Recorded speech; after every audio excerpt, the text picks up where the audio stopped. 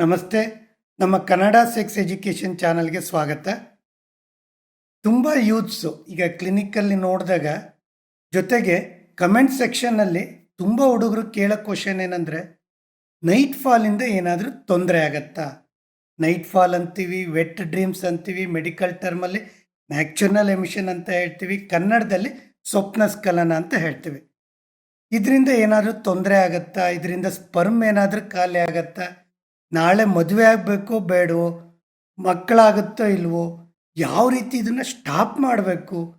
ಈ ಥರ ಡೌಟ್ಸನ್ನು ಕಾಮನ್ನಾಗಿ ಕೇಳ್ತಾರೆ. ಜೊತೆಗೆ ಮೊನ್ನೆ ಒಂದು ಎಷ್ಟೋ ವೀಡಿಯೋಸ್ ನೋಡಿದಾಗ ಸೊಲ್ಯೂಷನ್ನು ಅದೇ ರೀತಿ ಹೇಳ್ತಾರೆ. ಹೇಗೆ ಅಂದರೆ, ಮಲಗೋದಕ್ಕಿಂತ ಮುಂಚೆ ಅರ್ಧ ಬಕೆಟ್ ನೀರಲ್ಲಿ ಕಾಲನ್ನು ಇಟ್ಬಿಟ್ಟು ಆಮೇಲೆ ಒರೆಸ್ಬಿಟ್ಟು ಮಲ್ಕೊಂಡ್ರೆ ನೈಟ್ ಫಾಲ್ ಕಡಿಮೆ ಆಗತ್ತೆ. ಇನ್ನೂ ಕೆಲವೊಬ್ರು ಹೇಳ್ತಾರೆ, ಮಲಗೋದಕ್ಕಿಂತ 1 ಗಂಟೆ ಮುಂಚೆ ಒಂದು ದೊಡ್ಡ ಕಪ್ಪಲ್ಲಿ ಬಿಸಿ ಹಾಲು ಕುಡಿದ್ರೆ ಕಡಿಮೆ ಆಗತ್ತೆ. ಇನ್ನೂ ಕೆಲವೊಬ್ರು ಹೇಳ್ತಾರೆ, 2 ಚಮಚ ಜೇನುತುಪ್ಪ ಮಲಗೋದಕ್ಕಿಂತ ಮುಂಚೆ ತೊಗೊಂಡ್ರೆ ಕಡಿಮೆ ಆಗತ್ತೆ ಅಂತೇಳಿ. ಆದರೆ ಈ ವೆಟ್ ಡ್ರೀಮ್ಸ್ ಸ್ವಪ್ನಸ್ಖಲನ ಯಾವ ಕಾರಣದಿಂದ ಆಗತ್ತೆ ಮತ್ತು ಯಾವ ಏಜಲ್ಲಾಗತ್ತೆ, ಬಟ್ ಇದರಿಂದ ಏನಾದ್ರು ತೊಂದರೆ ಆಗತ್ತೆ, ಯಾವಾಗ ಡಾಕ್ಟ್ರನ್ನ ಕನ್ಸಲ್ಟ್ ಮಾಡಬೇಕು, ಅದ್ರ ಬಗ್ಗೆ ಒಂದು ಬ್ರೀಫಾಗಿ ಮಾಹಿತಿ ಕೊಡ್ತೇನೆ. ನಮ್ಮ ವಿಡಿಯೋದಲ್ಲಿ ಮೆನ್ನು ಮತ್ತು ವುಮನ್ನಲ್ಲಾಗೋ ಸೆಕ್ಸ್ ಪ್ರಾಬ್ಲಮ್ ಬಗ್ಗೆ, ಪೆನ್ನಿಸು ಮತ್ತು ವಿಜಯನದಲ್ಲಾಗೋ ಇನ್ಫೆಕ್ಷನ್ ಬಗ್ಗೆ, ಜೊತೆಗೆ ಇನ್ಫರ್ಟಿಲಿಟಿ ಕೌನ್ಸಿಲಿಂಗ್ ಬಗ್ಗೆ ಮಾಹಿತಿ ಇರುತ್ತೆ. ನಮ್ಮ ವಿಡಿಯೋನ ನೋಡಿ, ಲೈಕ್ ಮಾಡಿ ಮತ್ತು ಶೇರ್ ಮಾಡಿ. ಸಣ್ಣ ಪುಟ್ಟ ಡೌಟ್ ಇತ್ತು ಅಂದರೆ ಯೂಟ್ಯೂಬ್ ಕಮೆಂಟ್ ಸೆಕ್ಷನಲ್ಲಿ ಹಾಕ್ಕೊಳ್ಳಿ. ಕನ್ಸಲ್ಟೇಷನ್ ಬೇಕು ಅಂತ ಅಂದರೆ ಮೇಲ್ಗಡೆ ಮೆನ್ಷನ್ ಮಾಡಿರೋ ನಂಬರ್ಗೆ ವಾಟ್ಸಪ್ ಮಾಡಿ.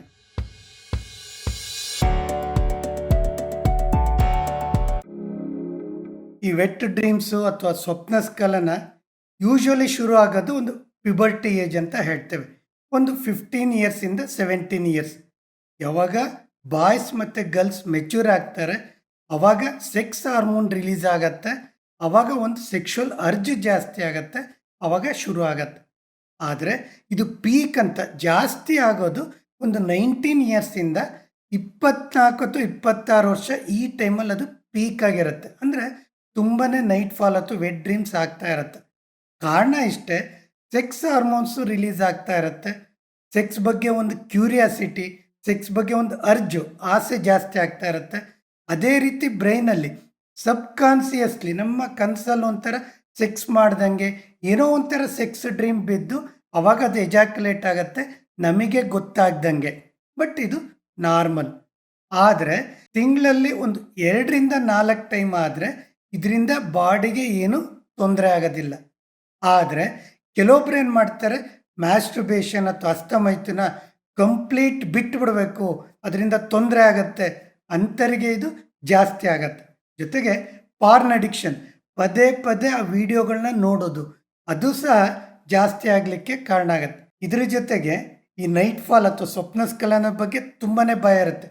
ಎಲ್ಲಿ ಎಜಾಕ್ಯುಲೇಟ್ ಆಗ್ಬಿಡುತ್ತೆ ಅಂತೇಳಿ ತುಂಬ ಗಟ್ಟಿ ಮನ್ಸು ಮಾಡಿ ಭಯದಿಂದ ಮಲ್ಕೊತಾರೆ. ಅವತ್ತು ನೈಟ್ ಫಾಲ್ ಜಾಸ್ತಿ ಆಗುತ್ತೆ. ಕೆಲವೊಬ್ರು ಕಾಲು ಮಡ್ಚಿಕೊಂಡು ಆಗಲೇಬಾರ್ದು ಇವತ್ತು ರಾತ್ರಿ ಅಂತೇಳಿ ಗಟ್ಟಿ ಮನಸ್ಸಲ್ಲಿ ಮಾಡಿ ಮಲಗ್ತಾರೆ. ಎಗೇನ್ ಅದು ಜಾಸ್ತಿ ಆಗತ್ತೆ.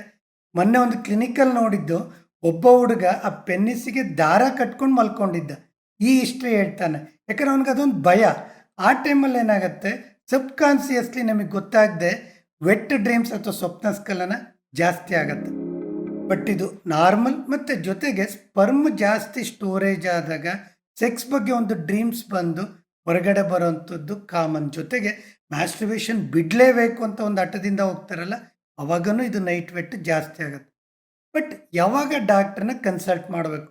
ಒಂದು ಯೂರಿನಲ್ಲಿ ಏನಾದರೂ ಇನ್ಫೆಕ್ಷನ್ ಥರ, ಒಂದು ಸ್ಮೆಲ್ ಥರ ಬಂದರೆ, ಯೂರಿನ್ ಕಲರ್ ಚೇಂಜ್ ಆಯಿತು, ಅಥವಾ ಯೂರಿನ್ ಮಾಡ್ಬೇಕಾದ್ರೆ ಒಂದು ಉರಿ ಅಥವಾ ನೋವಾಯಿತು, ಜೊತೆಗೆ ಪೆನ್ನಿಸ್ ತುದಿಯಲ್ಲಿ ಒಂದು ಹೆಡ್ ಪಾರ್ಟಲ್ಲಿ ರೆಡ್ನೆಸ್ ಆಯಿತು, ಸ್ಕಿನ್ ರ್ಯಾಷಸ್ ಆಯಿತು, ಅಥವಾ ಕೆಳಗಡೆ ಹೊಟ್ಟೆನೂ ಬಂತು, ಈ ಥರ ಇದ್ದಾಗ, ಜೊತೆಗೆ 1 ವಾರದಲ್ಲಿ 4ರಿಂದ 5 ಟೈಮ್ ನೈಟ್ ವೆಟ್ ಅಥವಾ ಸ್ವಪ್ನಸ್ಖಲನ ಆದಾಗ ಡಾಕ್ಟ್ರನ್ನ ಕನ್ಸಲ್ಟ್ ಮಾಡಬೇಕು.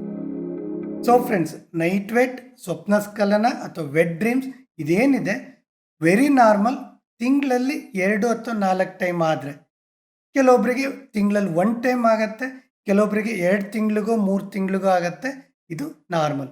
ಆದರೆ ಇದರಲ್ಲೇನಾದ್ರು ತೊಂದರೆ ಆಯಿತು, ಇನ್ಫೆಕ್ಷನ್ ಆಯಿತು ಅಥವಾ ಪದೇ ಪದೇ ಆಯಿತು, ಅವಾಗ ಮಾತ್ರ ಡಾಕ್ಟ್ರನ್ನ ಕನ್ಸಲ್ಟ್ ಮಾಡಬೇಕು. ಇದು ಇವತ್ತಿನ ನಮ್ಮ ವಿಡಿಯೋ. ಇಲ್ಲಿ ತನಕ ನಮ್ಮ ವಿಡಿಯೋ ನೋಡಿದ್ದಕ್ಕೆ ತುಂಬ ವಂದನೆಗಳು.